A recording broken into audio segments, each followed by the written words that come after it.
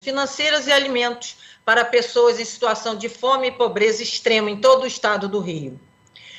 Em todos os estados do Rio de Janeiro. Então, todos juntos pelo Rio. Doe agora. Aqui na tela você vê um QR Code, que você pode apontar o celular e cai direto já no nosso site, ou então você entra no www.fijan.com.br/sede Cidadania contra a Fome, tudo junto. Agora a gente vai ouvir umas palavras do presidente da Fijan, doutor Eduardo Eugênio Gouveia Vieira.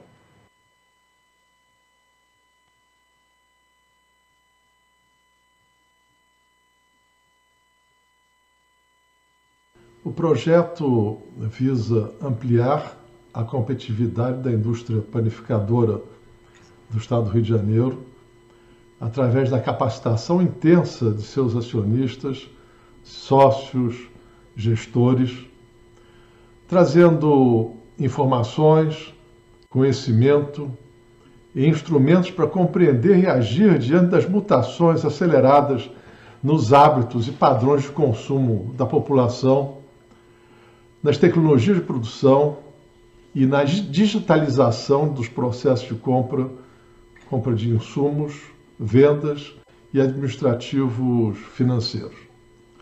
O desenvolvimento do projeto acontecerá através de discussões técnicas sobre os temas apontados como prioritários pelos sindicatos. Gestão de produção, vendas, serviços, gestão de pessoas, benefícios, incentivos, programas de metas, energia, gás e água. Os temas serão desenvolvidos através de palestras, de pessoas externas também, e com isso nós imaginamos agregar valor aos empresários do setor no Rio de Janeiro. Eu desejo a todos bom proveito desse projeto. Muito obrigado. Agora vamos ouvir Fernanda Hipólito, presidente do Sindicato Rio Mais Pão e vice-presidente da Fijan. Fernanda, é com você agora. Boa tarde a todos, boa tarde a todos os panificadores participantes. Boa tarde, Márcia Losso e toda a equipe técnica da Fijan e do SESI Senai. Boa tarde, meu grande querido amigo Márcio Rodrigues. É um prazer enorme estar aqui dividindo essa tela com tanta gente boa. E, em primeiro lugar, eu gostaria de falar para o sindicato o tempo todo, o quanto é importante a gente, como setor, ter estar dentro de uma federação em prol do desenvolvimento da categoria. Volto a dizer que o setor de panificação é um setor que está em plena construção. Nós estamos cada vez mais apontando para o desenvolvimento e a gente hoje conta com uma estrutura que só a nossa Federação do Rio de Janeiro nos dá, através de profissionais e de uma planta de primeira qualidade no Brasil e, quiçá, no mundo, com projetos de desenvolvimento para a panificação e para a confeitaria dentro do Rio de Janeiro. Então, isso me causa muita alegria em poder participar de todo esse desenvolvimento como sindicato, como vice-presidente da Fijan, em prol do meu setor. Eu estou aqui com o Márcio Rodrigues, que dispensa qualquer comentário, todo mundo conhece o Márcio dentro do setor, o respeitadíssimo, nosso grande professor, se eu posso falar assim. E hoje é um prazer a gente ter aqui e levar para toda a categoria e para todos os ouvintes e participantes um olhar de um estudioso, um olhar de quem conhece o setor a fundo e que conhece como ninguém, e trazer também caminhos e soluções para juntos a gente trazer o nosso retorno para a nossa loja, com a nossa robustez que a gente sempre teve, porque a panificação é isso, é um chão de loja atuante, é um desenvolvimento de produção, a gente tem uma indústria dentro da nossa padaria, então vale a pena cada vez mais a gente sempre se alinhar a tudo que há de novo no mercado, e isso é o papel da federação, isso é o papel do sindicato, e contem comigo o tempo todo para demandar da Márcia, para demandar do doutor Eduardo, porque hoje, além de tudo, a gente tem uma cadeira dentro da federação que é para isso, para a gente desenvolver as nossas padarias, desenvolver o nosso município e desenvolver o nosso estado. Que a gente, hoje, cada vez mais, a gente tem a competência de estarmos alinhados com uma panificação de ponta no Brasil. Então, Márcio, vamos lá, é um prazer, meu grande amigo, recebê-lo no Rio de Janeiro, recebê-lo nessa plataforma, e como panificadora e amiga, sou uma boa ouvinte. É contigo. Ô, Fernanda, boa tarde. Quero agradecer o convite, agradecer a parceria, né, da Rio Mais Pão, da Firjan, e colocar o seguinte, a importância de trabalhos como esse que a Rio Mais Pão realiza, de estar levando informação, estar levando um direcionamento para quem está vivendo o dia a dia dentro do setor de panificação. Nós temos aí grandes desafios, as empresas estão num momento de recuperação, de encontrar caminhos, e trabalhos como esse, de estar trazendo discussões e trazendo contextos que possam orientar as pessoas na condução das suas empresas, encontrar caminhos para a competitividade é fundamental. Hoje nós vamos estar falando um pouco do momento, nós temos estudado o setor de panificação, principalmente pós-pandemia, né, nós acompanhamos no ano passado, em março, no dia 19, quando começou as restrições, o impacto que isso trouxe para as empresas. Esse ano, no primeiro trimestre, nós fizemos um levantamento com várias empresas para entender o impacto dessas medidas nos negócios e quais foram as estratégias que melhor trouxeram resultados para as empresas na sua recuperação e no aumento da sua competitividade. Então, o objetivo desse encontro é estar compartilhando com as empresas, com os empresários, com os líderes, os colaboradores, essas ações e os processos. Por gentileza, pode colocar a apresentação, por favor. Então, nós temos, dentro desse contexto, nós vamos falar do principal momento. Pode passar a lâmina, por favor?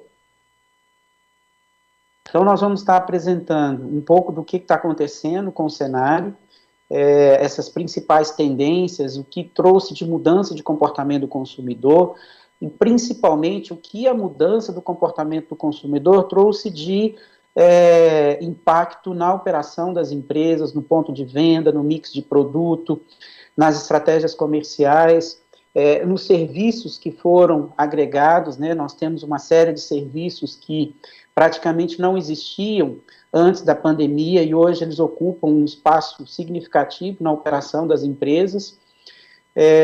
Vamos trazer uma série de informações sobre a gestão da produção, onde a gestão da produção é o diferencial competitivo das empresas de panificação.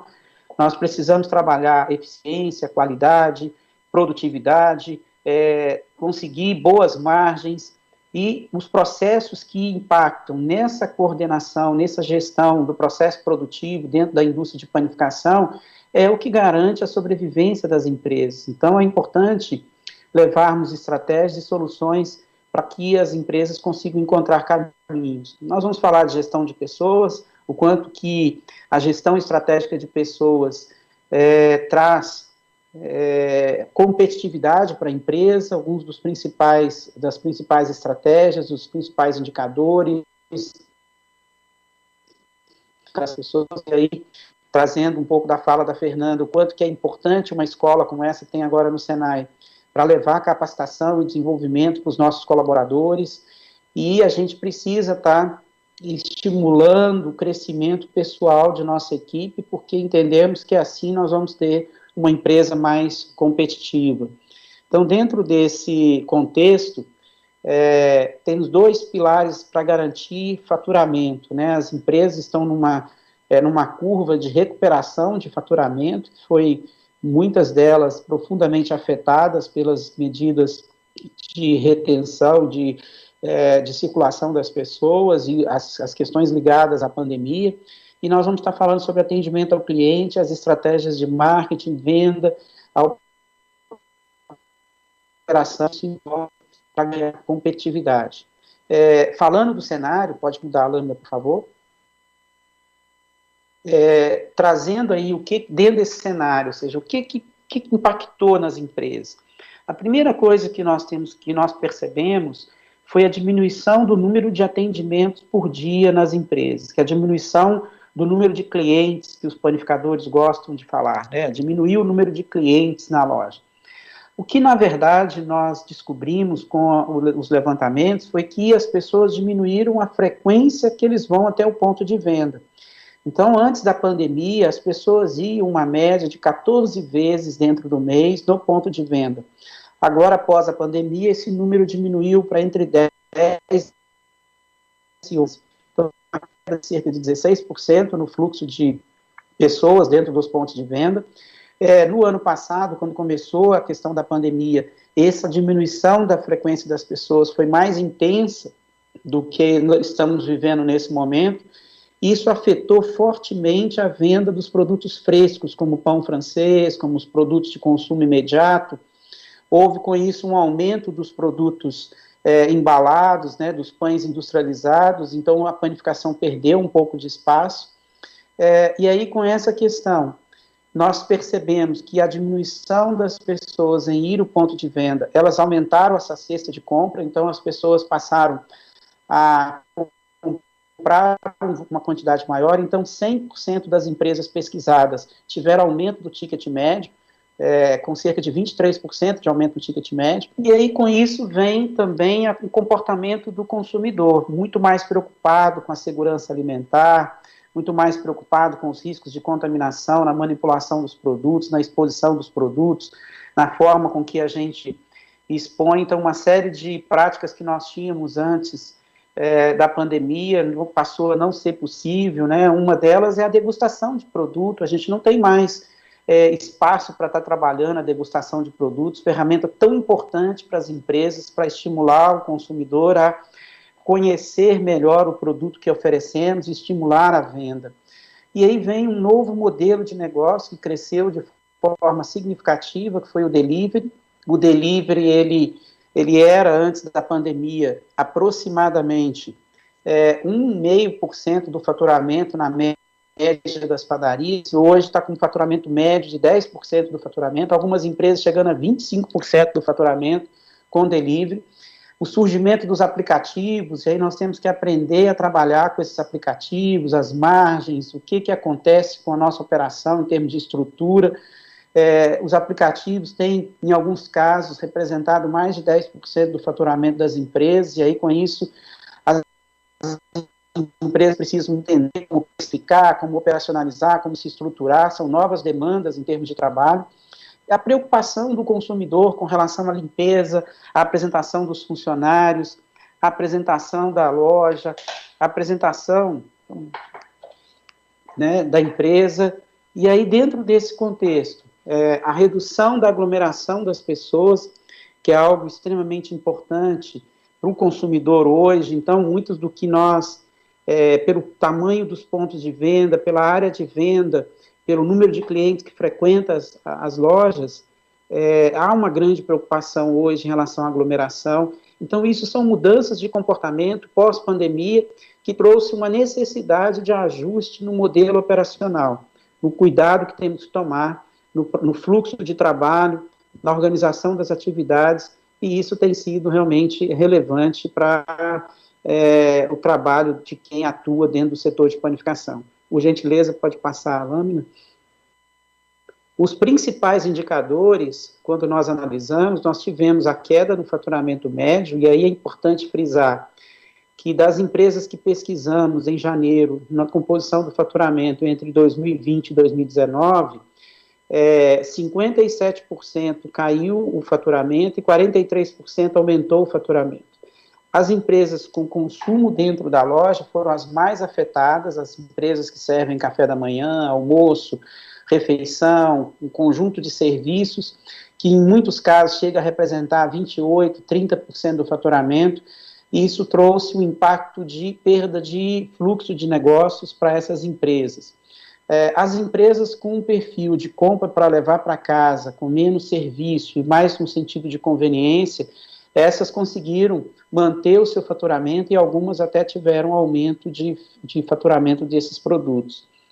Um outro indicador importante é a venda de produtos panificados. Em 2020, nós tivemos uma queda de 10,5%.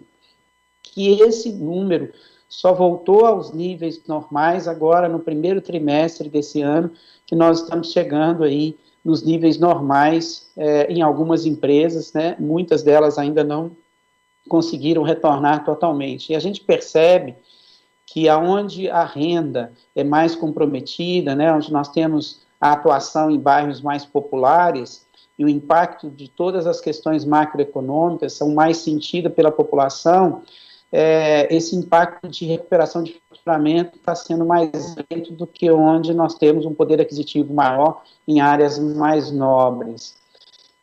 Então, a queda da venda de produtos de fabricação própria faz com que o custo de mercadoria vendida aumente, o lucro bruto diminui, e isso afeta a rentabilidade das empresas.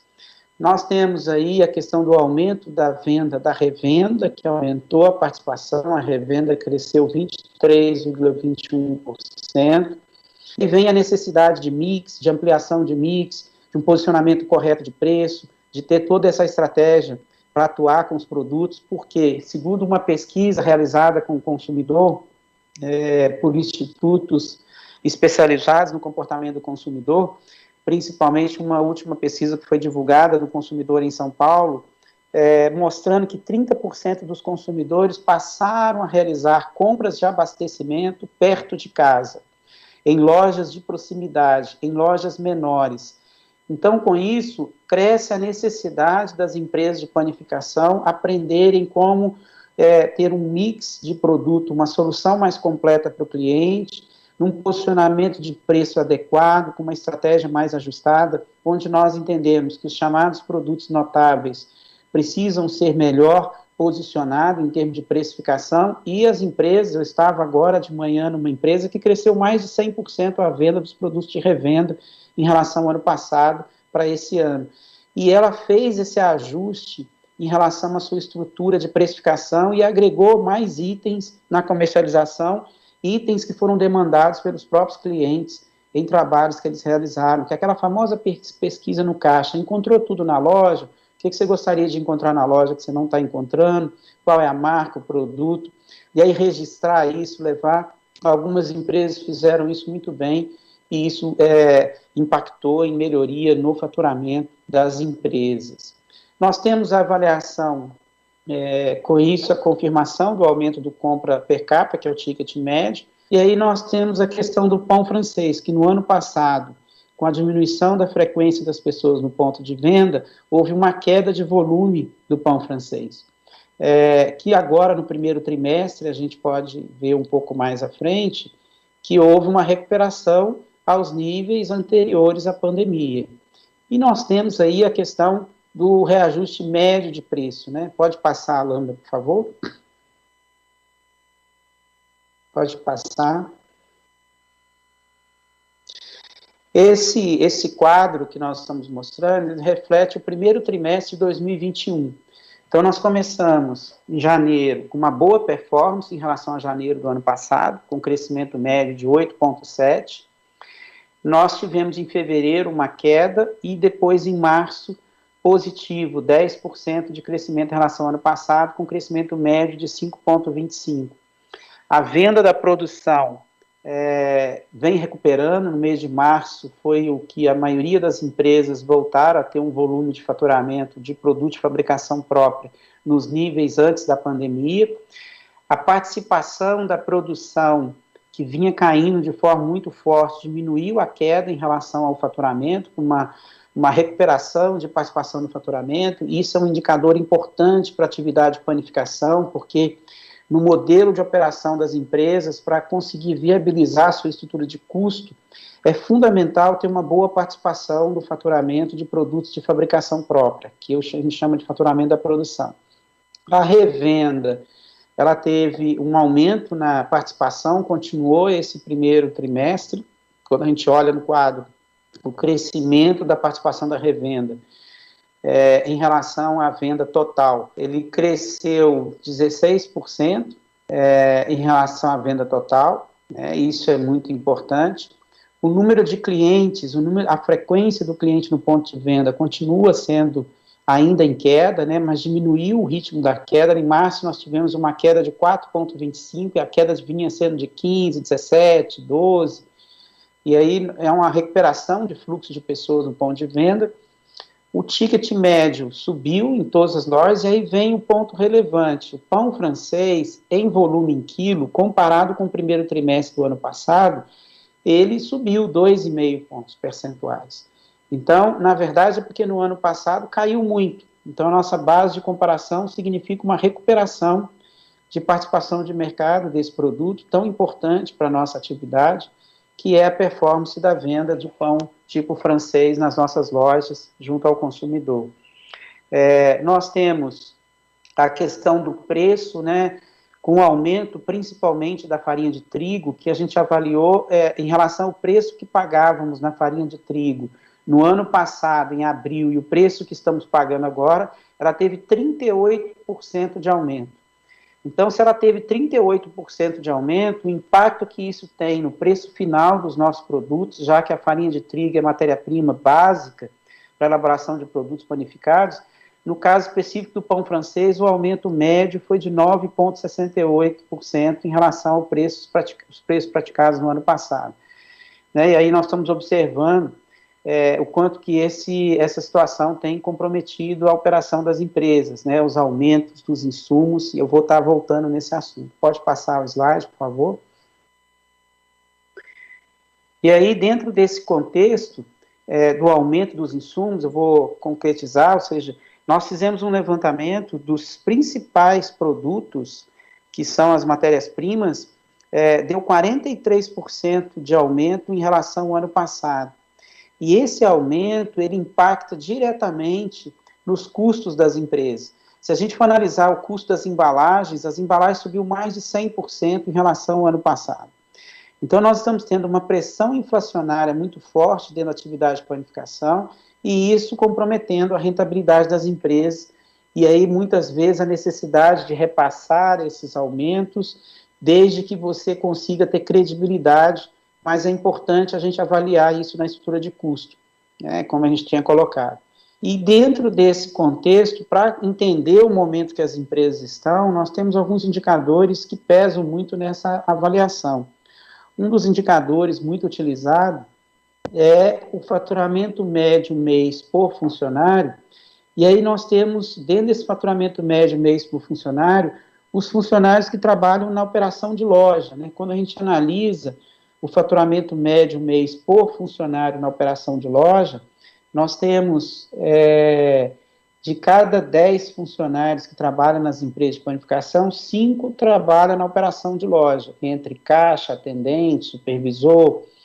E esse número que trabalha na operação de loja, o indicador que nós temos medido, ele precisa representar acima de R$20 mil mês por pessoa que trabalha na operação de loja. Então, o que nós colocamos aqui é cada 50 colaboradores numa operação de padaria, em média 25 trabalham na área de atendimento.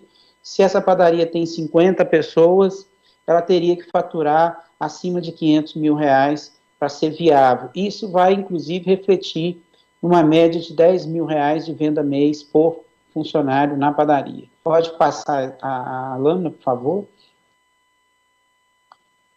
Evoluindo dentro desse contexto, ou seja, eu preciso medir a performance. Se a gente comparar a performance das empresas de panificação com outros setores do varejo, os supermercados têm, em média, 25 mil de venda mês por funcionário, os supermercados gourmet, cerca de 18 mil, o chamado atacarejo, cerca de R$50 mil mês por funcionário, e as padarias, com cerca de 60% da venda de fabricação própria, que é um número ideal, elas precisam ficar acima de R$10 mil a venda média mês por funcionário. Significa que uma padaria com 10 funcionários teria que estar vendendo acima de R$100 mil mês para poder ela ter uma estrutura competitiva e uma equação entre custo, esforço e resultado equilibrado.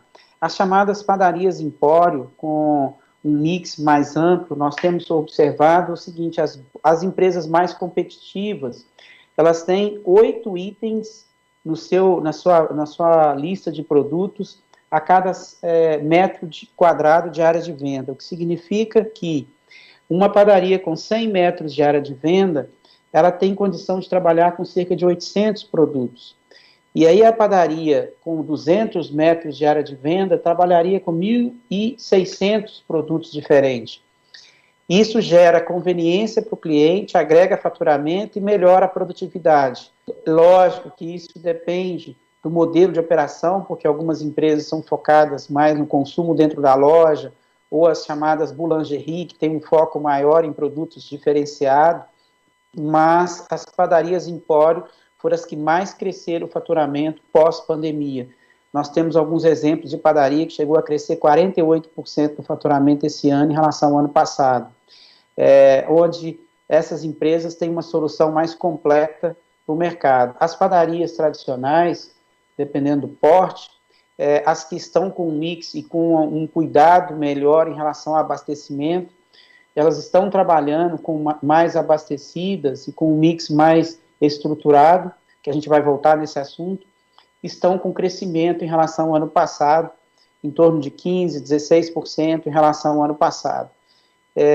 A volta com a flexibilização, muitas empresas estão recuperando o faturamento, né? Eu estava numa padaria semana passada, que no ano passado ela vendia, antes da pandemia, 280 mil, ela chegou a cair a 150 mil de faturamento no início da pandemia, e aí ela voltou a vender agora, no último mês, 250 mil reais, ou seja, ela não voltou aos 280 mil de antes da pandemia, mas ela recuperou muito em relação ao início da pandemia. Então, dentro desse contexto, são essas empresas que estão servindo de norte para entendermos o que é preciso ser feito na atividade de panificação para voltar ao faturamento e os níveis de resultado.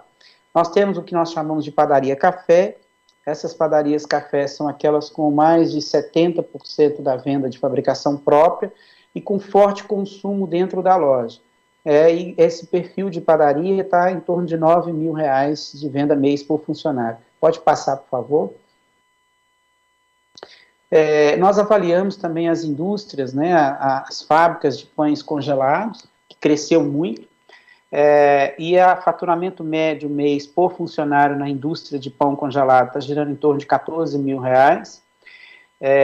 E nós temos os chamados pães empacotados, que está girando em torno de 13 mil reais mês, a produtividade por funcionário, e as centrais de produção, que são aquelas estruturas montadas para fornecer para várias lojas, para atender vários pontos de venda, e essas centrais de produção elas têm um preço de comercialização cerca de 50% menor do que o preço da loja, do ponto de venda. Com isso, a produtividade precisa ser maior e fica em torno de R$ 12.500. Pode passar, por favor? Dentro dessa avaliação, o que leva as empresas a terem mais competitividade? O que nós chamamos de fatores chaves para a competitividade das empresas. Isso é importante porque nós começamos a observar, de cada 10 empresas analisadas, as que tinham crescimento, estão com crescimento de faturamento, estão com boas performances. E o que está levando essas empresas a ter uma resposta diferenciada em relação às demais? Nós listamos 6 pontos estratégicos. O primeiro deles, qualidade do produto. Se você não trabalha, e quando a gente fala de qualidade do produto, nós falamos de qualidade da matéria-prima, de processo de fabricação, de treinamento da mão de obra, de equipamentos apropriados para conseguir ter a qualidade, mas isso também precisa ser valor, porque se não for valor, eu fico lá na operação de loja e quem decide é o colaborador que está na produção, o padeiro decide, ele decide inclusive a marca da gordura que vai usar na confeitaria, se vai usar manteiga ou não num produto, ele decide qual a qualidade do produto, e aí, de repente, esse profissional não está alinhado com os valores que a empresa tem sobre qualidade de produto. E dentro desse contexto, a oscilação na qualidade do produto, ou não ter um diferencial em relação ao produto. Eu estava conversando com um panificador ontem, e ele tem uma padaria na periferia, são 10 pessoas, e ele e os 2 sócios, né, que trabalham, são 12 pessoas nessa operação, e ele está num bairro popular, e ele estava dizendo o seguinte, que ele fez uma receita de croissant com manteiga, uma receita que ele aprendeu no Senai, um produto diferenciado, colocou num preço mais competitivo, porque ele está numa região onde ele tem custos menores, e a resposta de venda está maravilhosa. E ele mesmo comentando, olha, e eu achando que o meu cliente não valorizava esse tipo de produto, que o meu cliente não gostava desse tipo de produto, e a minha loja está crescendo o faturamento, ele está nesse patamar de mais de 10 mil de venda mês por funcionário, com forte atuação em cima de produtos panificados e está na periferia. Então, mostra que em qualquer área, de qualquer ponto, algumas questões, elas são diferenciais em qualquer situação, e a qualidade de produto é um ponto central. O outro ponto, que é o número 2 aqui na lâmina, é a questão do abastecimento, né? O quanto é importante ter uma boa gestão de abastecimento, evitar rupturas, a falta de produto, o famoso tem, mas acabou. E aí nós temos toda uma estratégia para trabalhar essa questão de abastecimento, que eu vou estar falando sobre o gerenciamento da produção, e que tem trazido bons resultados. Um posicionamento correto de preço, principalmente em cima dos produtos revendidos, né, que nesse momento, com a pandemia, as pessoas têm realizado mais compras de abastecimento em lojas menores, e aí vem a questão de separar quais são os produtos ativadores de venda, que são 6% do mix, qual o posicionamento correto, o cliente não está disposto a pagar acima de 20% em relação ao preço das lojas abastecedoras, e com isso, esse posicionamento correto, ele chega a triplicar a venda desses produtos no ponto de venda. A eficiência operacional, para evitar desperdícios e falhas, que é um ponto relevante, se a gente não tem um índice de sobra elevado, né, os estudos têm mostrado que a sobra de produtos de fabricação própria, elas têm que ficar, quando eu analiso custo sobre venda, em até 4 pontos percentuais, quando eu analiso venda, a sobra a preço de venda sobre venda em até 10%. E isso reflete aí a estrutura e o processo produtivo. Um mix adequado de produto, um sortimento adequado de produto, que é tão importante para a gente garantir a competitividade das empresas, o atendimento e a comunicação, né? Nós temos aí um grande desafio para ter a comunicação de forma adequada. Hoje, tão importante o posicionamento nas mídias digitais, a utilização do WhatsApp Business para comunicação, essa questão e o atendimento ao cliente, que nós vamos voltar nesse assunto. Mas tudo isso traz resultados se a empresa tiver um modelo de negócio definido, porque ninguém consegue ser bom em tudo, então nós precisamos ter um modelo de negócio. Qual é a minha... Eu vou ter produtos inovadores, eu vou ter produtos com mais qualidade, eu vou ter um atendimento rápido, qual é o diferencial competitivo que a minha empresa tem. E com isso nós temos que formar os líderes, né, trabalhar a liderança, que aí é cerca de 20% da nossa equipe, são pessoas chaves que exercem uma influência muito grande no restante dos nossos colaboradores.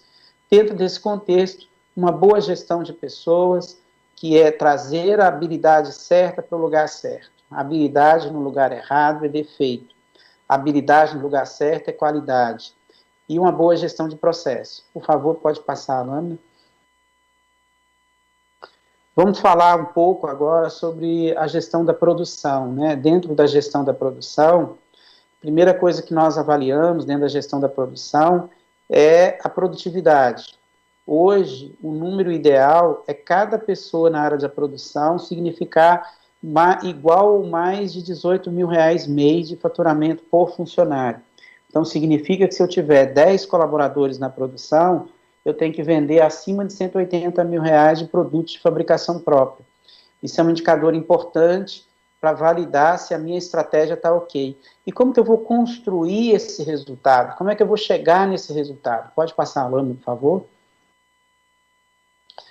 A primeira questão é verificar se o meu modelo produtivo está entregando um volume em quilo de produção por pessoa em cada setor de forma coerente. Na hora que analisamos a estrutura de produção das empresas, de cada 100 quilos, em média, 22 quilos é pão francês, 21 quilos é pães diversos, 19 quilos é confeitaria, 13 é salgados, 11 é bolos, 7 é pão de queijo, os sazonais e as pizzas. Isso é a composição do volume produzido nas empresas de panificação.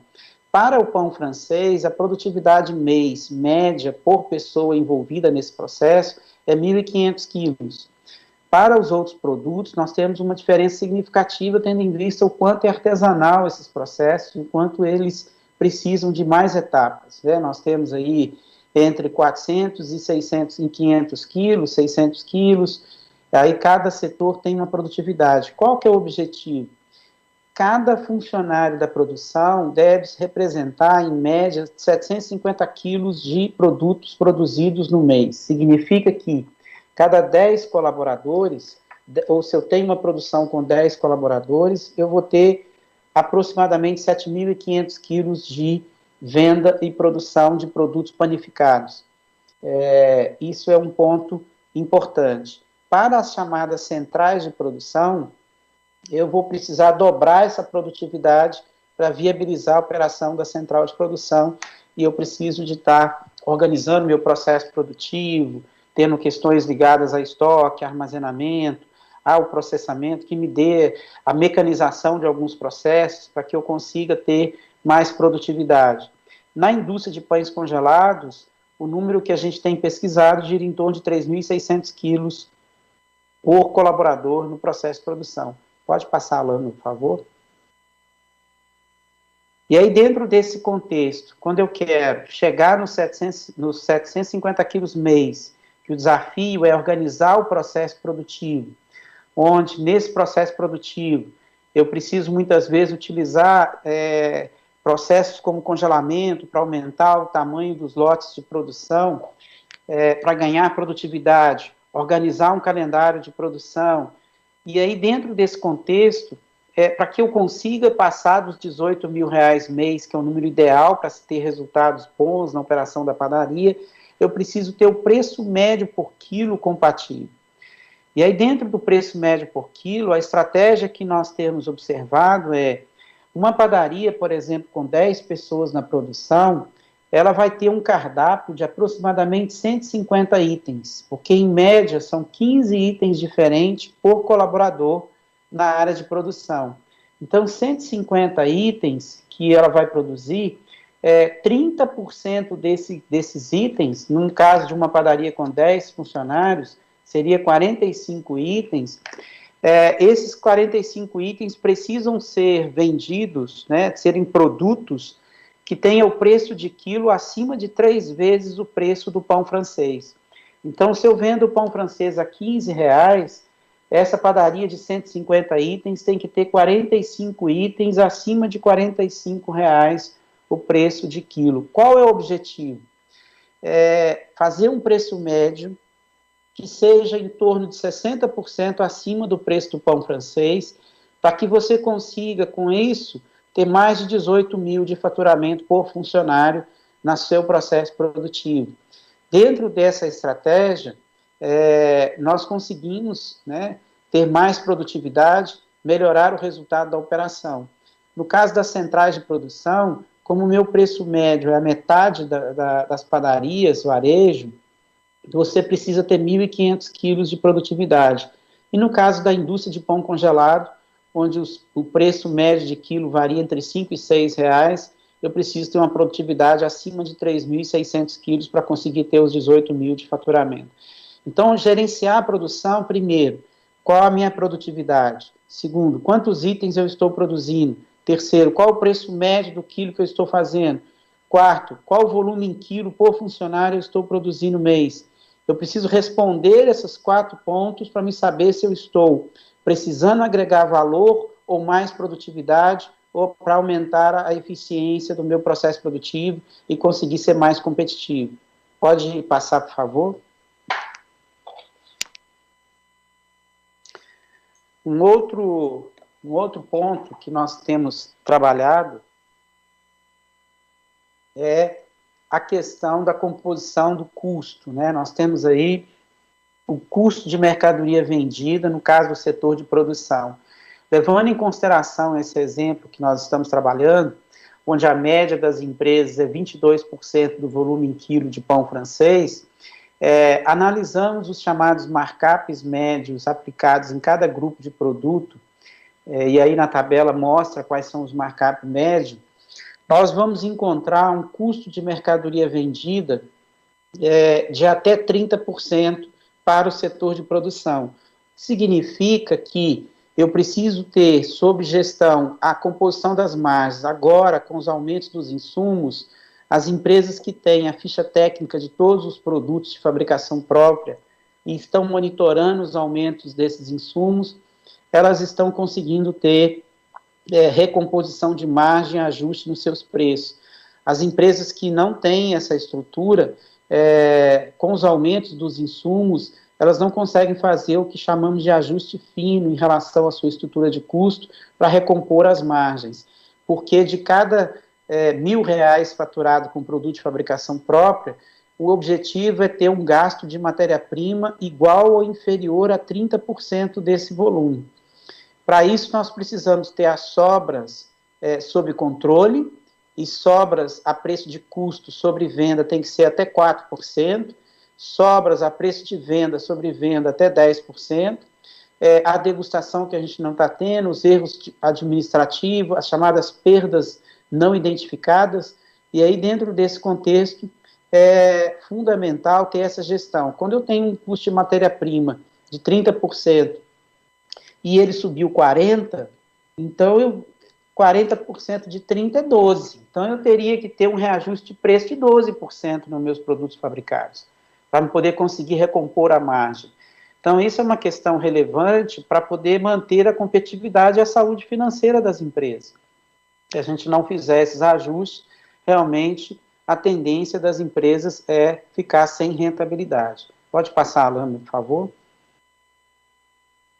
E quais são os processos mais importantes no gerenciamento da produção? Tem o que chamamos de inteligência no planejamento do calendário de produção. O que é essa inteligência? O que eu vou produzir, qual é a frequência que eu vou produzir, e aí e qual é o valor, o preço médio dos produtos que eu estou produzindo. Dentro dessa estruturação, nós temos trabalhado muito com a questão da otimização do mix de produtos. Como é que eu faço a otimização do mix de produto? Todos os produtos que a minha venda média é inferior a 2 quilos, eu preciso repensar a frequência de produção desse produto. A primeira resposta que eu tenho que ter, eu posso congelar esse produto? Se eu vendo média de 2 quilos por dia, numa semana são 14 quilos. Será que eu posso produzir uma vez por semana os 14 quilos, armazenar e fracionar na hora, de acordo com a demanda, os 2 quilos por dia? Se eu posso congelar, a solução está ajustada para esse produto. Se eu não puder congelar, a outra pergunta, eu posso embalar esse produto e eu vou ter 3 ou 4 dias para poder estar disponibilizando ele na minha área de venda? Então, se eu posso embalar e eu vendo menos de 2 quilos por dia, então eu posso produzir esse produto 3 vezes por semana. Se o produto tem uma venda diária acima de 2 quilos, eu posso produzir ele diariamente. Se a venda diária é inferior a 2 quilos, eu não posso produzir ele diariamente, porque o tempo que se demora para elaborar é mais caro do que o que eu consigo arrecadar com aquele volume produzido. Então, otimizar o meu processo produtivo, fazer a inteligência no calendário da produção, muitas vezes eu defino um cardápio, por exemplo, de 15 sabores de bolo, 15 tipos de bolos diferentes.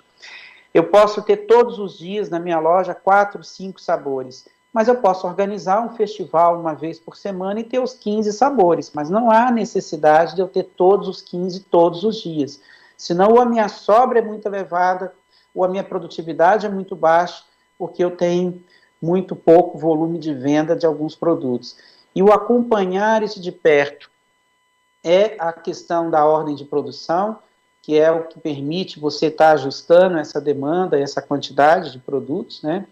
E nós temos que ter um controle da ruptura. Como que eu faço o controle da ruptura dos produtos? Nós temos analisado, a título de exemplo, se eu tenho 150 itens nessa padaria que tem 10 pessoas na produção, eu vou pegar primeiro o que eu chamo de produtos da curva A, que são os produtos que representam 80% do volume de venda, Esses produtos vão ser aproximadamente 30% dos itens. Então, nessa padaria, com 150 itens, ela vai ter aí aproximadamente 45 itens, que representam 80% do volume de venda, e tem o que chamamos de produtos estratégicos, que mesmo eles fazendo parte de produtos que vendem menos de 2 quilos por dia, em média, no ponto de venda, eu vou ter esse produto na loja a todo momento, porque ele caracteriza o diferencial da minha operação. Eu estava numa padaria de manhã que o bolo de mexerica não tem uma venda tão constante, mas é um produto que é a cara dessa loja e ele tem que ter lá o tempo todo esse bolo de mexerica.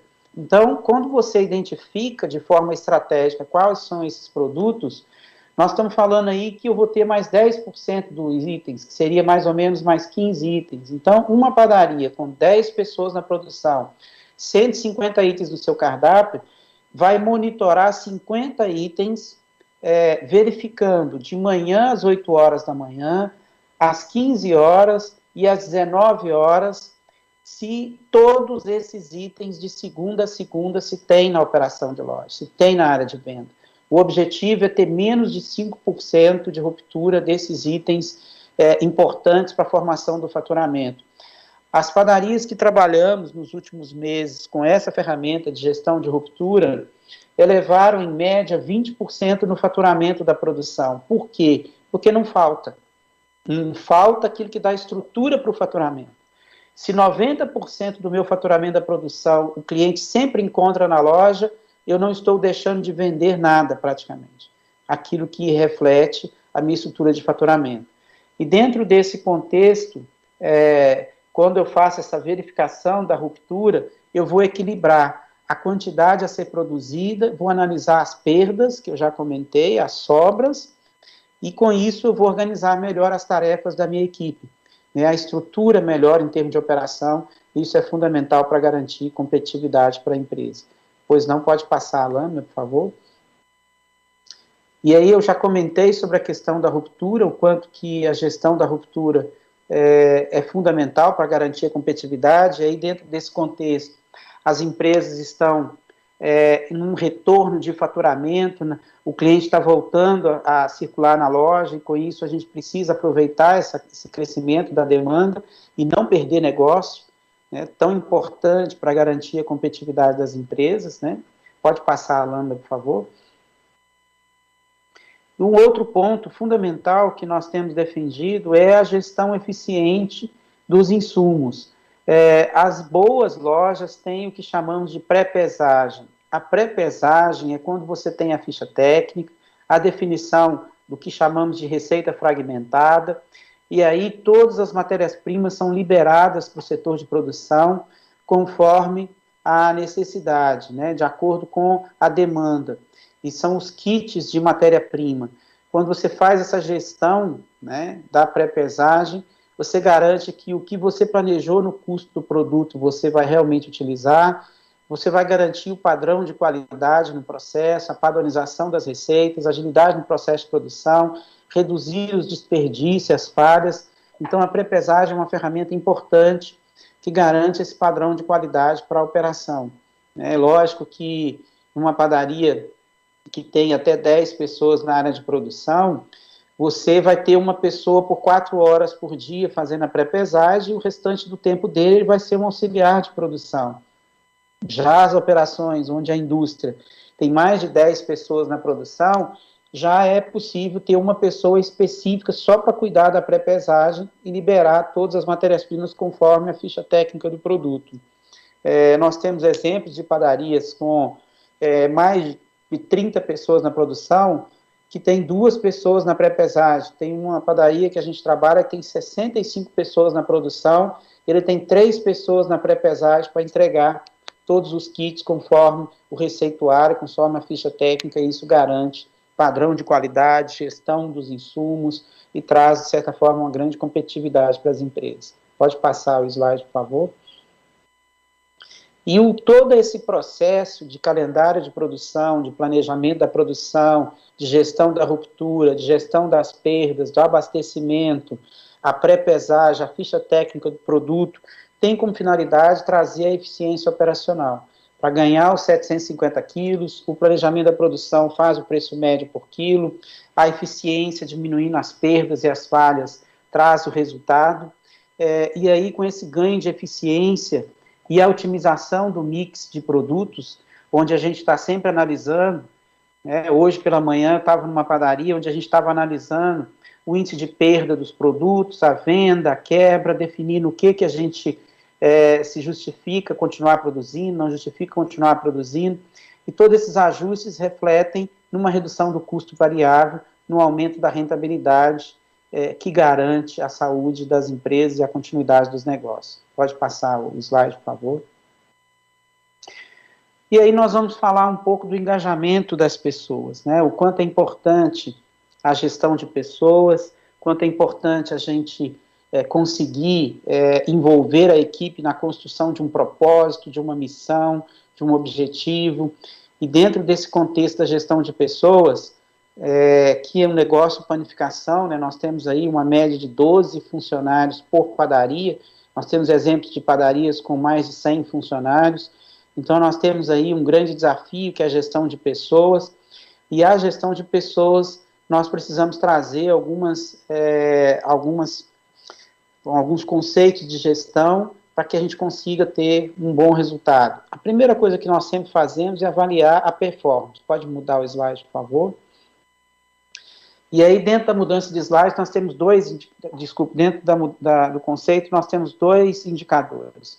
Um é a rotatividade, tá? A média do setor é 40% de rotatividade da equipe. A média do setor. E nós temos algumas empresas com mais de 80% de rotatividade. Significa que de cada 10 funcionários, troca 8, né, no ano. A média de cada 10 troca 4. E as empresas com melhor gestão de pessoas, de cada 10 colaboradores, troca-se 2 durante o ano. São as que têm a melhor gestão. E dentro desse contexto, um outro indicador é a falta ao trabalho, né? A gente conviveu aí com essa questão da pandemia de uma forma muito intensa, ou por questões de saúde, ou por questões diversas, muitas faltas ao trabalho, que gera muito impacto, mas muitas vezes significa um baixo envolvimento da equipe, das pessoas com a empresa. Mas uma das coisas, voltando a essa questão da rotatividade, as empresas que têm boa gestão de pessoas, que diminui a rotatividade, o processo de aprendizado na execução das tarefas, a maturidade das pessoas, o conhecimento, traz um ganho de produtividade muito importante, de qualidade de serviço, de qualidade, de padrão de qualidade. Então, as empresas que têm boa gestão de pessoas, elas conseguem ter mais produtividade, menos erros, mais qualidade dos produtos, mais qualidade dos serviços que são entregues. A gente percebeu aí algumas empresas que fizeram esse movimento por uma questão de necessidade.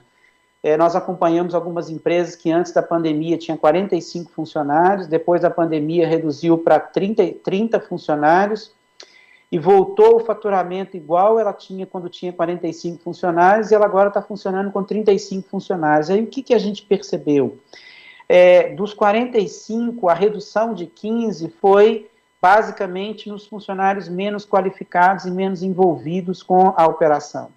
E como o faturamento voltou, e aí ele tinha ficado com o melhor time, a produtividade dessas pessoas era muito acima da média, e aí elas conseguiram acompanhar o crescimento da empresa com muito mais qualidade na execução das tarefas. E a contratação foi feita com muito mais critérios. Então, nós percebemos que várias empresas cresceram a produtividade com essa questão ligada à gestão de pessoas, daí a importância da gente ter um trabalho diferenciado. Pode passar o slide, por favor? Nós temos um indicador que nós temos medido, que é o impacto dos custos fixos em relação à operação, que tem a ver com a área de gestão de pessoas, né?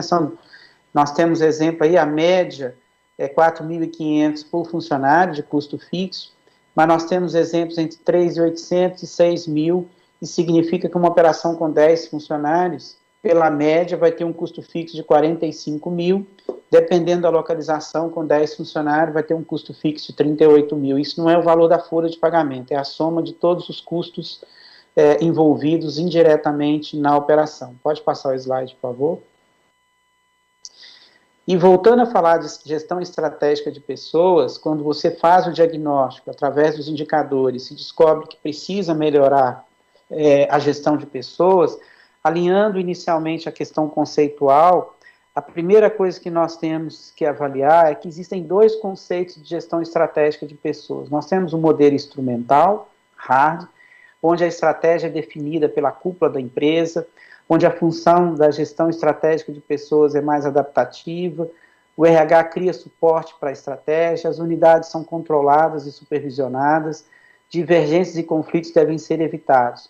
E nós temos o modelo humanista, mais soft, né, onde o nível gerencial e técnico são parceiros estratégicos, políticas e práticas de gestão estratégica de pessoas são mais sofisticadas, descentralização do controle, divergência e conflitos são estimulados e a negociação e busca de consenso. Muitos de nós olhamos esses dois modelos e podemos nos identificar mais com um ou com o outro, ou achar que esse ou aquele é o melhor. Pode passar o slide, por favor? E, na verdade, a gestão estratégica de pessoa, ela tem uma abordagem contingencial e depende da situação da empresa e dos processos, do segmento de mercado. No caso da panificação, nós temos rotinas operacionais onde a gestão hard é melhor, de supervisão, de controle, de supervisão das rotinas, de checklist, distribuição das tarefas, checagem dessas tarefas, mas, ao mesmo tempo, nós temos as chamadas habilidades chaves, né? Nós temos os colaboradores que são importantes, de repente um líder de produção, um líder na operação de loja, um líder na cozinha. Nós temos as chamadas habilidades chaves, que são os técnicos, e a gente precisa de negociar com essas pessoas, nós precisamos envolver essas pessoas no resultado, e aí dentro desse contexto, o modelo software é mais interessante, com isso não tem um certo ou errado, a habilidade de entender que existe um momento para ter uma supervisão mais presente, existe um momento para negociar o objetivo e dar espaço para as pessoas encontrar o caminho para chegar nesse objetivo. Isso é um modelo de gestão estratégica mais adequado. Pode mudar o slide, por favor? E aí, fazendo um resumo de todos os pontos dentro da gestão de pessoas, nós fizemos uma avaliação, e aí os pilares, né? Agregar pessoas, aplicar pessoas, desenvolver pessoas, recompensar as pessoas, manter as pessoas e monitorar as pessoas. Então, eu preciso atrair para a minha empresa habilidades importantes para a construção de resultado, colocar a pessoa no lugar certo, de acordo com as habilidades e as características que essa pessoa tem. Eu preciso capacitar essas pessoas, desenvolver essas pessoas.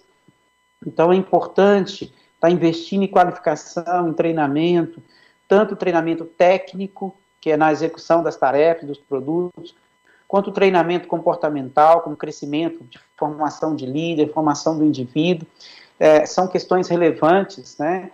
E aí eu preciso de trabalhar a remuneração de forma compatível com o mercado e que haja um reconhecimento em algumas funções que são fundamentais para a entrega de resultado.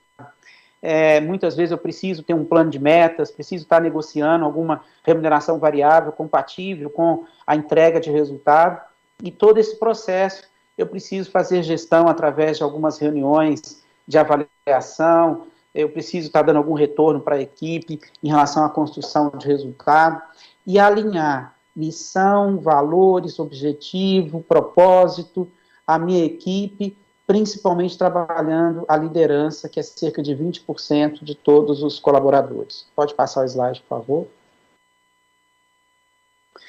E aí nós vamos falar um pouco sobre atendimento ao cliente, né? Dentro desse contexto de atendimento ao cliente, nós temos algumas questões importantes que caracterizam e reforçam a qualidade do atendimento. Nós entendemos que a qualidade dos serviços, a qualidade da entrega dos produtos, a qualidade da equipe faz uma diferença muito grande na entrega de resultado, e temos que ter uma atenção muito grande em relação a esse serviço. Pode mudar o slide, por favor. E aí, o que eu preciso para ter qualidade de atendimento? Né? Eu preciso ter pessoas que gostem de lidar com pessoas, que tenham isso como característica. mas eu tenho 3 eixos, né? A questão comportamental, as tarefas e os produtos. Então, dentro dessa questão comportamental, a abordagem, a simpatia, o sorriso no rosto, o olho no olho, o conhecer o cliente, o tratamento desse cliente, eu posso desenvolver, estimular, capacitar, mas o que vai me dar, permitir com que eu tenha pessoas seguras na relação com o cliente, tranquilas, são as pessoas que conhecem bem as suas tarefas. Então, é fundamental eu ter a qualificação na execução das tarefas, porque quanto mais segura a pessoa se sente de conhecer melhor as suas atividades, as suas tarefas, mais chance você vai ter de ter um colaborador que oferece um atendimento diferenciado para o cliente.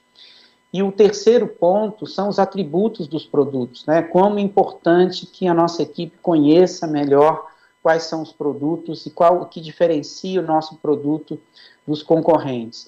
E uma outra estratégia que a gente tem utilizado, a gente vai voltar a falar de atributos, é a questão que hoje, a cada 250 atendimentos dia, muitas das empresas têm colocado uma pessoa totalmente voltada para a promoção de venda, que são os promotores de venda.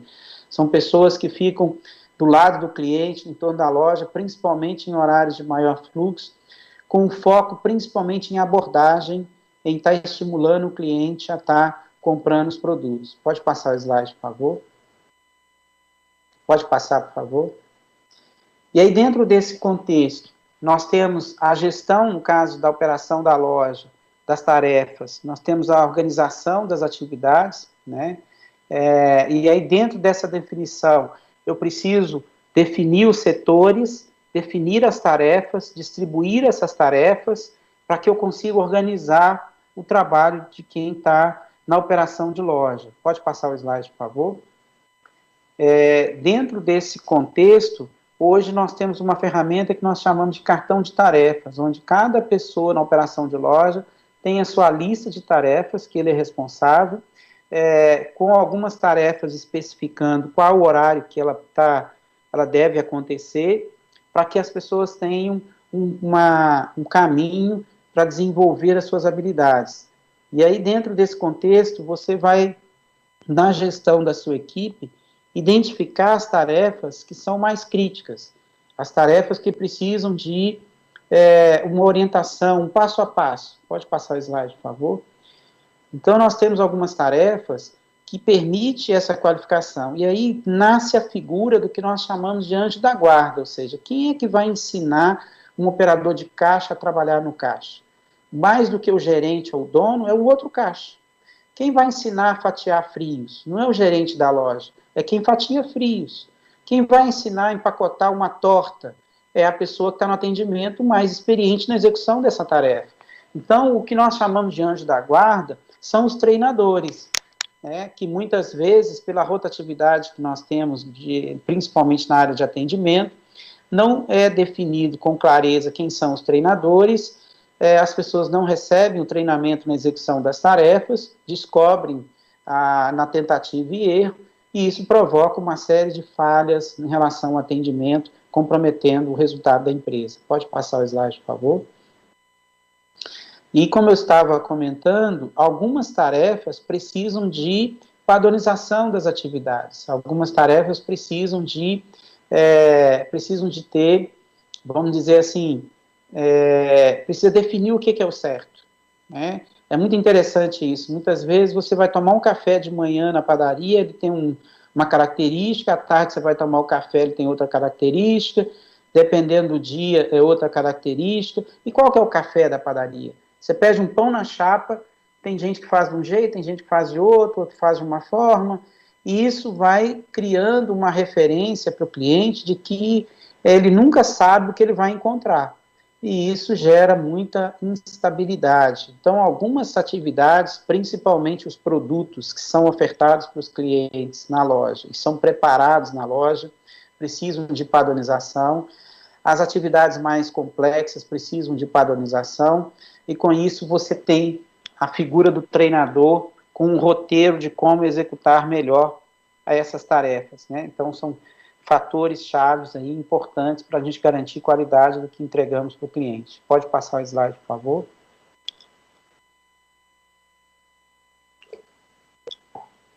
E aí nós temos os atributos dos produtos, né? Muito interessante. Muitas vezes a gente acha que só o funcionário da área de atendimento experimentando o produto, ele vai, se ele gostar, ele vai vender bem o produto, mas se não fizer parte do hábito de alimentação dessa pessoa, né? Eu estava numa padaria e o dono estava me relatando que ele botou o funcionário no Senai, o padeiro ficou 6 meses para aprender a fazer pães com fermentação natural. Ele colocou uma mesa de pães com fermentação natural, tinha uma baguete francesa fantástica na padaria dele, e o cliente perguntou para a funcionária qual era a diferença entre a baguete francesa e o pãozinho francês, e ela disse que não sabia qual era a diferença, ainda disse que a casca da baguete era muito grossa, muito difícil para estar consumindo. Então, muitas vezes, nós não apresentando os produtos para o nosso funcionário, quais são os atributos que caracterizam esse produto de forma diferenciada, você pode ter uma delicatessen que vende queijos finos, muitas vezes de R$100 o quilo, e a funcionária pode dizer que não gosta de queijo mofado, né? E aí, com isso, você, ao invés de ter um diferencial no atendimento, você tem um trabalho contra o seu atendimento, né? Eu estava comentando que, numa outra apresentação, que uma senhora saindo de uma academia, chegou na padaria, olhou um pão australiano e perguntou à funcionária se o pão australiano era integral. Ela virou para a cliente e disse que o pão é preto, deve ser integral, né? Então, o que acontece quando a gente coloca isso, né? Um pão com açúcar mascavo, com mel, com cacau, como é que esse pão é integral? Não era um pão integral. Então, quando a gente não faz a apresentação dos produtos para o nosso time cria a sua apresentação para o nosso cliente. E isso pode distorcer o que é o propósito nosso de entrega do produto, o que diferencia nosso produto, nosso serviço, e isso compromete a percepção de qualidade no atendimento por parte do cliente. Pode passar, por favor? Uma outra estratégia que nós utilizamos muito é o apadrinhamento de produtos, né? Ou seja, o apadrinhamento de produtos é o seguinte: você pega os produtos mais vendidos, de produção própria, e aí você cria produtos que são consumidos no mesmo horário daquele produto. Então eu posso ter um bolo clássico, um bolo seco, e eu posso ter um bolo receita de vó com suco de laranja natural, eu posso ter um bolo de laranja, posso ter um bolo com suco de laranja, uma receita diferenciada, um valor por quilo mais alto. Eu posso ter um pão francês e posso ter uma baguete francesa, 50% no preço de quilo mais alto. Eu posso ter um pãozinho doce, posso ter um brioche com valor agregado muito maior. Quando o cliente está comprando pão de queijo, não adianta você oferecer torta para ele, porque ele não está querendo torta. Agora, se ele está comprando pão de queijo, você oferece um biscoito de queijo, que tem uma combinação de 3 queijos diferentes para ele experimentar ou para ele conhecer. Se ele substituir, ele vai subir o ticket médio. Então, o que nós entendemos com esse processo, né? O cliente, quando você estimula ele a conhecer produtos diferenciados, se 30% da compra dos clientes for mudar para esses produtos, isso aconteceu em Belo Horizonte, foi uma das coisas que trouxe muitos benefícios para as padarias, principalmente em algumas regiões. Eu estava num bairro popular ontem, e o dono da padaria me falando,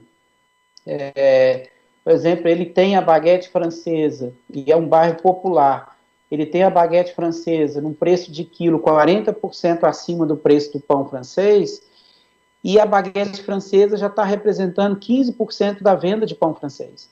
Tem algumas padarias que a baguete francesa é 50% a mais em relação ao preço de quilo do pão francês, 60% a mais, e ela já tem representado aí 25% do faturamento do pão francês. E com isso, o preço médio por quilo sobe, a margem de contribuição melhora, e aí com isso você consegue remunerar melhor o seu processo produtivo e cria uma fidelização do cliente. Essa é a ideia do apadrinhamento de produtos, é você criar essas estratégias que vão alavancar o seu faturamento. Pode mudar as lâminas, por favor? E aí nós vamos caminhar para falar um pouquinho sobre marketing, né? Pode passar o slide, por favor. E dentro desse contexto do marketing, Nós temos o que chamamos de festivais, que tem feito um sucesso muito grande nas empresas de panificação. A ideia do festival é você estimular os clientes, né? Vamos imaginar que você tenha 15 tipos de bolo, todos os dias o cliente vai encontrar 4, 5 tipos de bolo, e no dia do festival ele vai encontrar os 15 tipos de bolo. No dia do festival de empada, ele vai encontrar todos os sabores de empada.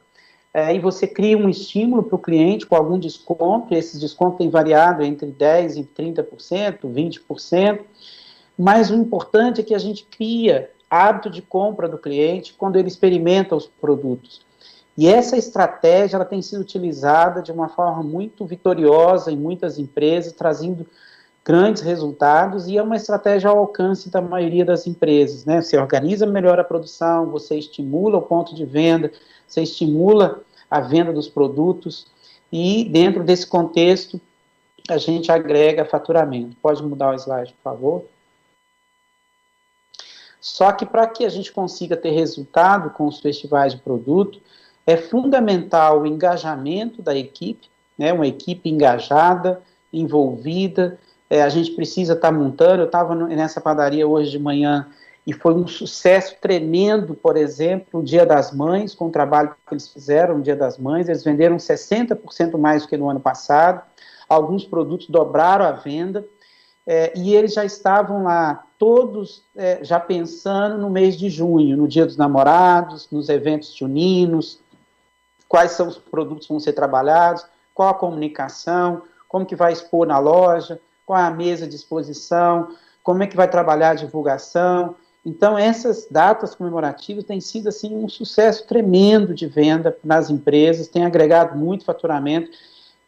Várias empresas que eu levantei a venda esse ano, no final de semana, no Dia das Mães, em relação ao ano passado, praticamente todas elas tiveram aumento, variando entre 40% e 100% de crescimento em relação ao final de semana, no Dia das Mães do ano passado, mostrando quanto que essa estratégia é vitoriosa, quanto que ela agrega faturamento. Pode mudar, por favor? Então, dentro desse contexto, a comunicação é importante, a divulgação dessas ações de marketing, né, dentro da loja, e aí nós temos hoje as ferramentas de divulgação nas mídias digitais, lista de transmissão de WhatsApp, que tem trazido bons resultados, WhatsApp Business, para poder fazer essa comunicação. Pode mudar o slide, por favor? Pode mudar, por favor? E aí, dentro desse contexto, quando a gente fala de São João, de festas juninas, nós fizemos um levantamento, porque no Nordeste é muito forte esse trabalho, mas muitas empresas trabalham bem em relação a isso. Eu tenho que estar pensando em maio, no que eu vou fazer em junho. Eu não posso deixar para decidir no dia 24 de junho o que eu vou fazer em relação à época de São João, e a gente sabe que nessa época do ano nós temos produtos diferenciados, ou seja, todos os meses nós temos datas importantes, temos estratégias diferenciadas, e eu preciso estar envolvendo a minha equipe, pensando na minha estrutura de produção, para que eu consiga alavancar o faturamento. Pode mudar o slide, por favor? Pode mudar, por favor? No caso dos produtos típicos de São João, nós fizemos uma pesquisa, quais são os produtos característicos nesse momento festivo, né? Os bolos são fundamentais, e aí tem uma série de outros produtos que vai de paçoca, pipoca, pamonha, mini churros, cuscuz, bolinho caipira, quindim, maria mole, ou seja, criar, e o importante desses produtos, exemplo do que acontece no Nordeste, o mês de junho para as padarias do Nordeste é mais interessante do que o mês de dezembro com o Natal. Então, por quê? Porque além de vender mais, sobe aí entre 10% e 20% no faturamento, as empresas concentram venda em produtos de fabricação própria, que normalmente as margens são melhores. Então, é um ponto fundamental. E a gente está falando disso, mas eu estava conversando com uma panificadora, hoje, através da internet, a gente consegue conversar com pessoas de várias regiões, e ela está no sul do Pará, em Conceição do Araguaia, e as datas comemorativas é o momento mais importante de venda da loja. Quer dizer, ela está numa cidade de 50 mil habitantes e consegue ter uma venda e ter uma padaria fantástica, com resultados muito bons. Então, numa cidade como o Rio de Janeiro, a quantidade de oportunidades que nós temos, de produtos característicos, típicos, que a gente tem que estar alinhando aos hábitos de compra das pessoas e está produzindo principalmente de acordo com o momento que as pessoas estão vivendo, para que a gente transforme isso em negócio. Pode passar, por favor? Pode passar. E aí a comunicação, né, as formas de divulgar esses produtos, a forma de estar trabalhando isso, as mídias digitais hoje é fundamental. Pode passar o slide, por favor. Né? E aí, dentro desse contexto, quando nós falamos sobre abastecimento, não adianta eu fazer um festival e não ter exposição de produto, não ter volume, não ter abastecimento, não ter aquilo que caracteriza a ideia do festival, que é um volume mais intenso daquele mix de produto, é fundamental. Pode passar o slide, por favor. E nós falamos que as empresas precisam estar entregando isso com qualidade, e aí a questão da eficiência operacional, que é a gestão da rotina, né? Hoje é muito comum a gente criar umas listas de verificação, alguns checklists, para você entender melhor o que precisa acontecer na operação. Pode passar, por favor. Pode passar, por favor. Bom, nós vamos falar da questão do delivery, né, e da comunicação com os clientes, né? A gente já tem falado sobre a questão das mídias digitais, mas hoje eu gosto muito da lista de transmissão, né? Eu não sei se é porque eu utilizo bem isso nas minhas padarias. Alguns clientes que eu acompanho têm listas com 1.500, 1.200 nomes. Você faz o WhatsApp Business e você faz chamadas específicas para as promoções, informa o cliente o que está acontecendo. E olha como isso é forte, né? Nós tivemos aqui em Belo Horizonte, no último mês, as padarias fechando no domingo. Algumas padarias fecharam no domingo e diminuiu 15% a 20% do faturamento. Algumas padarias, com a venda do delivery, com a comunicação com os clientes, com o drive-thru, com todo esse movimento, conseguiram vender com a loja fechada a mesma coisa que eles vendem com a loja aberta. Isso mostra como que o setor ele tem capacidade de resposta, e se a gente tiver disposição, tiver motivação, tiver propósito, a gente consegue realmente fazer a diferença onde nós estamos atuando. Pode passar, por favor. Pode avançar. E nós selecionamos, no caso da comunicação através das mídias digitais, alguns pontos que consideramos fundamentais para ter bons resultados com relação à questão das mídias digitais, o Instagram, né? Aí você tem, na segunda-feira, foto do seu produto, promoções da semana, uso de imagens de qualidade. Na terça-feira, você faz perguntas, cria enquetes. Na quarta-feira, você mostra os bastidores de sua empresa, de suas delícias, produção dos produtos, que é o marketing de humanização. Na quinta-feira, é uma prova social, você mostra a experiência de consumo aos seus clientes e influenciadores. Na sexta-feira, você cria um vídeo sobre os seus produtos. No sábado, que é o marketing de conteúdo, você melhora o dia, é um melhor dia para compartilhar dicas, montagem de tábua de frios, receitas caseiras. No domingo, você tem os vídeos dos produtos, as novidades e os produtos saindo do forno, ou seja, monta um roteiro. Normalmente a gente utiliza uma pessoa interna para estar fazendo isso, são poucas empresas que têm agência de publicidade, que profissionalizou essa área, a maioria é sempre uma solução interna, e aí é importante estruturar essa comunicação para que a gente consiga um mínimo de engajamento das pessoas que estão seguindo e consiga boas respostas. Pode passar, por favor, o slide. Pode passar. E aí nós vamos falar da questão do delivery, né? O delivery, hoje, aí falar do delivery, eu gostaria de trazer o assunto que tem crescido muito nas empresas, que é os aplicativos, né? O iFood, por exemplo. A primeira questão que nós temos que avaliar é que é o seguinte, o iFood é uma plataforma, o cliente do iFood é cliente do iFood, não é da sua padaria. Então imagina se você imaginar um produto da Nestlé, e aí você tem uma loja do supermercado, você tem uma loja de um supermercado, né? Por exemplo, um supermercado Carrefour. E aí esse produto da Nestlé, dentro do Carrefour, o Carrefour coloca uma margem nele. A sua padaria coloca uma margem nos produtos que você comercializa. O aplicativo é uma loja virtual e ele cobra por isso.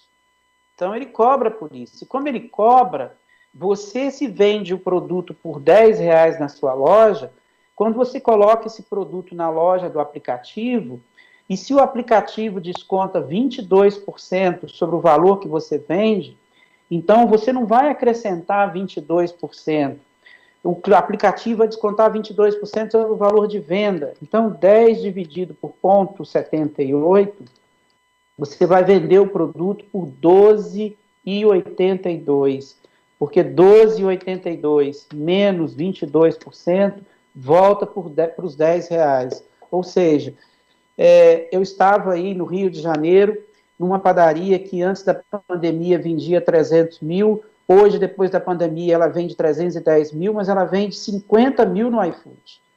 E é lógico que isso trouxe um impacto na operação, mas os preços comercializados precisam ter o custo. E se somar o custo de entrega do aplicativo, que é em média 15% do valor do pedido, mais o custo da plataforma em relação ao preço na loja, os clientes estão pagando em média 40%, 45% a mais por utilizar o serviço do aplicativo. E olha, tem cliente que usa, compra, e aí não tem problema nenhum. A padaria, então, não pode ficar fora desse processo. Agora, a padaria tem o delivery do WhatsApp dela, tem o e-commerce, tem as entregas corporativas, muitas vezes tem o próprio aplicativo. Cada canal de venda tem o seu cliente, o seu hábito de compra, e o que interessa para a gente é se tem volume. Eu estava numa padaria ontem com 60 mil de venda nesse aplicativo, né? Uma padaria de 300 mil reais de venda. Então, é muito para a gente ficar fora desse mercado. E qual é a expectativa de quem utiliza serviço de delivery, né? Uma embalagem segura, que é a apresentação, conforto, entrega rápida, pontualidade, frescor, qualidade dos produtos, padronização do serviço, uma experiência agradável. Então, tem uma série de questões que geram expectativa. Pode mudar o slide, por favor? E aí, quando a gente coloca aqui a questão da apresentação do produto na entrega para o cliente, a etiqueta ou lacre de segurança, a embalagem, a apresentação do produto, pode mudar aí, por favor? E aí nós temos toda essa questão ligada à comunicação, à divulgação, e hoje as padarias têm explorado muito esse processo e têm agregado faturamento. Pode mudar, por favor? Pode mudar, por favor? Então, dentro desse contexto, né, nós temos exatamente uma série de oportunidades. Crise é o seguinte, eu gosto de dizer o seguinte, o dinheiro está circulando, se você não estiver vendendo, alguém está vendendo, né? Então, muitas vezes a gente acha que nós estamos ficando menos competitivos e aí não estamos vendendo. Quando você menos percebe, tem outros produtos, outros canais de venda, substituto, e está levando o seu cliente. Então, nós temos que ocupar o nosso espaço. E aí o que a gente percebe é que as empresas mais dinâmicas, aquelas que estão acompanhando as mudanças do comportamento do consumidor e buscando eficiência na sua operação, elas estão garantindo a sua permanência no mercado. Bom, eu encerro a minha apresentação e me coloco à disposição para qualquer esclarecimento e agradeço aí mais uma vez a Rio Mais Pão e a Firjan por essa oportunidade. Nossa, quanto aprendizado, quanta oportunidade boa, e estar com o Márcio realmente é a gente enxergar diversos erros do nosso negócio e também diversas oportunidades, e o quanto a gente ainda tem de elástico para crescer. Agora, eu vou fazer uma pergunta, eu vou tirar aqui a minha liderança, vou falar como panificadora, e realmente é o melhor cenário a gente ter esse padrão de negócio que o Márcio ressaltou. É muito difícil, é muito desafiador, e principalmente a gente viver no sistema que a gente está vivendo hoje, lidando o tempo todo com essa queda de faturamento, com o medo, né, com os nossos funcionários, tentando passar para eles uma motivação. Enfim, o que eu preciso perguntar hoje é como nós, empresários, podemos alinhar os preços dos nossos produtos na precificação final, Diante de um cenário desse que você pontuou, as commodities aumentando, os aluguéis também sendo repassados reajustes, nós estamos em meio a uma convenção coletiva, onde também tem o impacto da folha salarial.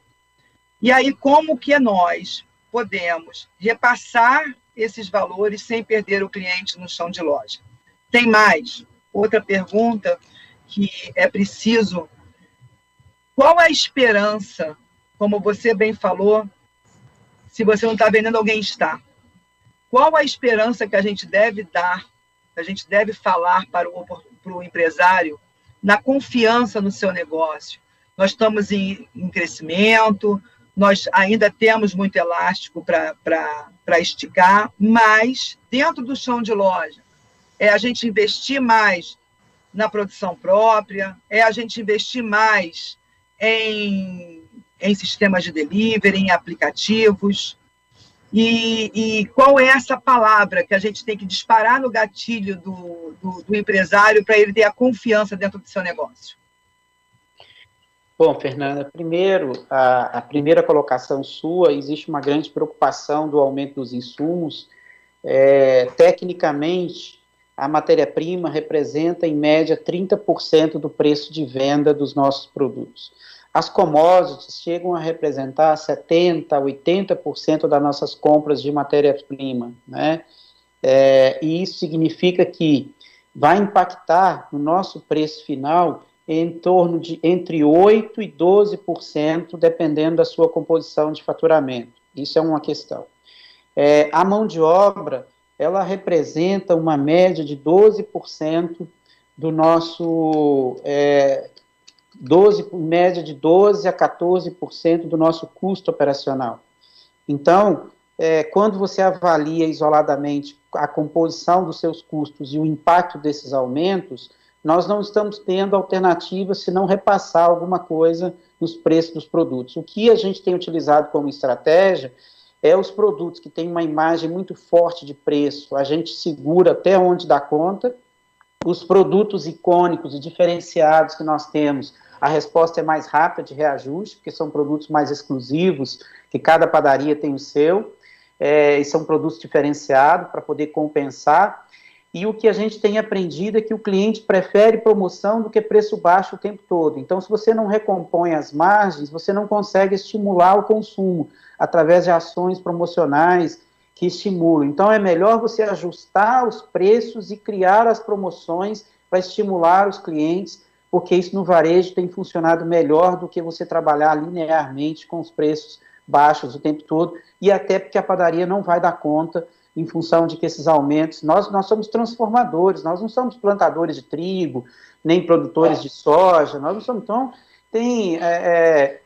o preço da soja é baseado na bolsa de valores, né, do exterior, então são coisas que nós não temos controle, então nós somos transformadores, nós temos que repassar, é lógico que nós temos que entregar um produto de qualidade, um serviço eficiente, mas nós temos variáveis que a gente não controla, e com isso a gente tem que repassar. Faz parte do jogo e a gente precisa estar vivendo ele, senão a gente sai fora desse processo por não aguentar a estrutura. Então, isso é uma questão que precisa estar sendo levada em consideração para recompor e manter a saúde financeira das empresas, né? Não tem como.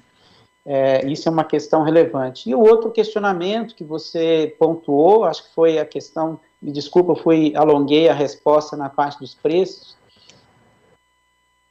tirou o sonho. O que a gente pode falar para o planificador, principalmente aonde ele deve investir no crescimento dele, né? Nos produtos de produção própria, ou talvez também nos deliveries, investir também em quem não tem os aplicativos, incluir os aplicativos, ou criar um aplicativo próprio. A gente tem um elástico para crescer, para esticar, mas aonde a gente pode incentivar o planificador a ele investir mais nisso? Eu entendo o seguinte, quanto menor for a empresa, melhor vai ser se ela utilizar as plataformas já existentes, né, como iFood, como outras, tal, para poder ele estar entrando nesse mercado que é a venda online, né? Ele está trabalhando com isso sem precisar montar um custo fixo, uma estrutura pesada.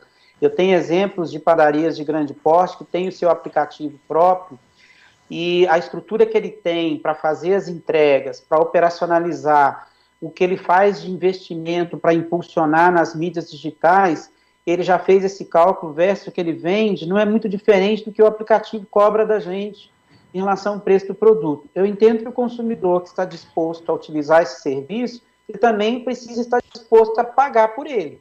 Então, isso tem que estar no preço do produto. Uma operação, um produto que você vende na sua loja com a sua estrutura, quer retire na loja, você tem um custo menor do que o produto que você vende através desses canais de venda. Então, buscar isso, as datas comemorativas têm sido assim um sucesso tremendo de venda, sabe? Aproveitar, criar produtos únicos para esses momentos especiais para o consumidor. A gente viu aí Dia das Mães com padarias vendendo 530 cestas, né? Teve uma padaria que eu conversei que no ano passado ela fez 13 cestas, esse ano ela fez 100, né? Então, é lógico que nós temos aí uma série de oportunidades e momentos especiais para o cliente para a gente criar soluções. E é lógico que o que dá melhor rentabilidade é a produção própria. Então, você tem melhor rentabilidade e uma assinatura para o seu negócio, porque aquilo que você transforma, industrializa e personaliza, você consegue ser único e consegue ter um diferencial. Aqueles produtos que você comercializa, você presta um serviço de distribuição. Então, é um serviço que você está prestando, mas é diferente daquilo que você transforma. Então, eu ganho mais dinheiro no que eu transformo, mas eu agrego faturamento no que eu distribuo, e aí eu preciso ter uma política correta de precificação, e é esse o alerta que eu sempre faço. Agora, deixa eu só pedir uma colinha aqui para o Márcio, dar um bônus, dar um brinde, uma degustação para todos os participantes. Exemplo, me diz 5 produtos, Márcio, só 5 produtos que a gente tem que estar com um markup baixo para a gente atrair esse cliente para a loja. 5 produtos que a gente deva ter na nossa loja. Eu não sei se ele faz parte da cesta básica ou então dentro do café da manhã ou do lanche da tarde. 5 produtos, exemplifica 5 produtos que a gente tem que estar com markup baixo para atrair o cliente e não ficar com aquela situação de que a padaria é um lugar caro. Um dos produtos campeões, inclusive visitando as padarias no Rio de Janeiro, que sempre me impressiona, é o leite longa-vida, né? Você entra num supermercado e o preço é X, e você entra numa padaria, é 100% mais caro esse produto, né? Então, isso cria uma imagem muito negativa.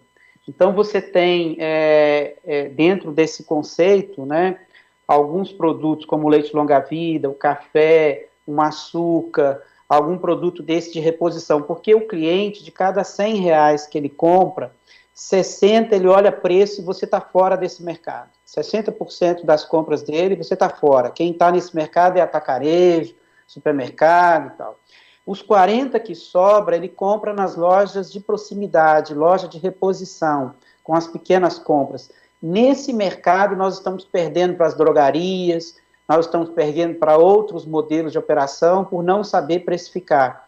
Esses 40%, a maioria das padarias não está conseguindo nem 10% desses 40%.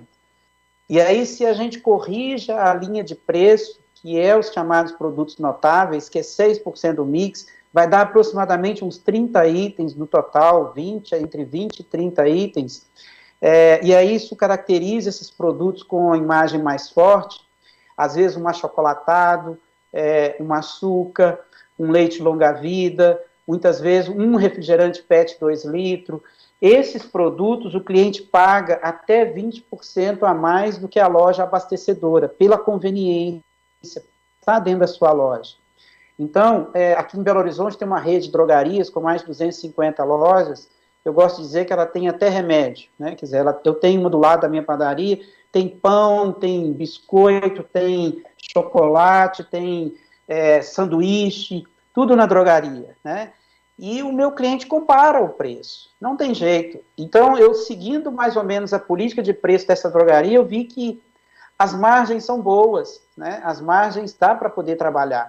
E a gente precisa recuperar esse espaço da loja de proximidade. Se a gente não fizer, algumas redes de supermercado estão montando lojas de até 250 metros de área de venda, como aconteceu em São Paulo, algumas grandes redes de supermercado, e bateram de frente com as pequenas lojas, como as padarias.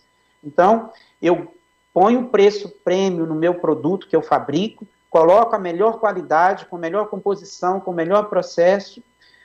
Um produto da Nestlé na comunidade, ele não é mais barato por estar na comunidade. Um sabão em pó Omo na comunidade também vai continuar sendo um sabão em pó Omo. Então, o cliente entende a qualidade do que você assina, mas ele não compreende por que você vende numa diferença de preço tão grande em relação ao comércio de vizinhança. E aí não é todos os produtos, são só os chamados produtos notáveis que a gente precisa estar trabalhando de forma assertiva. E uma coisa que eu te digo, não compromete em nada a rentabilidade. Eu estava numa padaria que o leite longa-vida era o dobro do preço, e nós levantamos, representa 1% da margem bruta dele, o leite longa-vida. Se ele trabalhasse no preço certo, ele não abriria mão de praticamente nada em termos de margem, né? Então, você não ganha no percentual, você ganha no número de unidades que você vende, vezes a quantidade, o valor que você ganha em cada unidade. É lógico que isso é um contexto que cabe uma explicação mais técnica, mais profunda, mas a título de dica, fica aí que alguns produtos são importantes e não tem que ser mais barato que o supermercado, não. Só não pode ser o dobro. Perfeito. É muito bom, é muito claro, fica tudo muito claro, sabe, Márcio, quando você passa o seu olhar, o seu estudo, é uma oportunidade única, e eu tenho certeza que todo o pessoal que está participando vai ficar muito agradecido. Uma pergunta que chegou para a gente, e eu preciso lhe perguntar, é que sobre essa recuperação mostrada pelas pesquisas no primeiro trimestre, ela tem como base a mudança de consumo, a adequação das lojas com vendas remotas ou total mudança dos modelos de negócio? Acho que é um misto de tudo, né, Márcio? É um misto. As padarias que estão trabalhando com o serviço de delivery, com a mudança da operação, com o aumento do mix, com as estratégias, a soma, né? A gente pesquisou 50 pontos de venda para levantar esse ponto, tanto em periferia quanto em áreas nobres, tanto em regiões centrais, tal. É uma boa amostra das empresas que reflete muito do que está acontecendo dentro do mercado de panificação. Também teve outra pergunta aqui, Márcio. Eu acho que as pessoas não entenderam muito esse faturamento médio por funcionário. Então, vamos responder isso com calma para ver se eles entendem melhor. O faturamento médio por funcionário, com os números apontados. Para se atingir a meta necessária, é importante observar os salários ou só a gestão de pessoas se encarrega de impulsioná-los ao faturamento ideal? Não, tem muito a ver com processos também, né, com a organização dos processos produtivos. No caso do faturamento por funcionário geral, né, que é o total de colaboradores, a venda total dividido pelo total de colaboradores. No caso da produção, é o número de funcionários da produção pelo faturamento só de produto de fabricação própria. No caso da fabricação própria, a produtividade em quilo, isso tem a ver com a organização do processo produtivo, com a habilidade dos funcionários e também com a gestão de pessoas, que é o estímulo das pessoas para poder estar entregando, mas tem muito de gestão de processo, né, para poder entregar esse resultado, para conseguir alcançar essas médias. Márcia? Oi. E aí, Márcia? Nossa, muito eu bom, estou aqui né? encantada. Se eu pudesse, eu ficava aqui mais, e o bate-papo de vocês estava fantástico, a troca de ideias, de conversa, então eu ficava aqui, estava aqui quietinha, só ouvindo vocês trocarem informações, assim, muito bom mesmo. É uma pena que a gente está chegando ao final, assim, já deixo aqui o agradecimento aos dois, Fernanda, Márcio, assim, como a Fernanda falou, é enriquecedor a troca de informações, acrescenta muito, traz muitas coisas que você escuta no dia a dia, mas quando ele traduz, ele traz para a realidade, você fala assim, nossa, não é mesmo? Tem razão, é assim que acontece, porque você vai no dia a dia e acaba não se dando conta do porquê ou do como. Você entra no automático e aí você traz algumas informações que assim ficam muito esclarecedoras e que você, pensando, você vai chegar a uma solução e até tirar muitos exemplos e corrigir alguns erros ou pontos fora da curva que você tenha no seu estabelecimento e que possa trazer para isso. Então, acho que é muito conhecimento, é agradecer muito aos dois, tá? Muito, muito. A parceria, assim, nós aqui, o sindicato, Márcio, Firjan, estamos aqui sempre aberto para todo mundo que está nos assistindo. A Fernanda é o canal para vocês, o sindicato é o canal. Tragam todas as dúvidas que a gente traz. Ela vai trazer para a Firjan, a gente vai levar para o Márcio, a gente vai trazer, e a gente espera trazer mais vezes aqui vocês. O Márcio, o convite já está aberto, então, mais vezes a gente puder trazer e puder contar com você, vai ser muito melhor. Tá? Já deixo meu agradecimento. Eu já falo em meu nome e em nome do Márcio, a gente volta.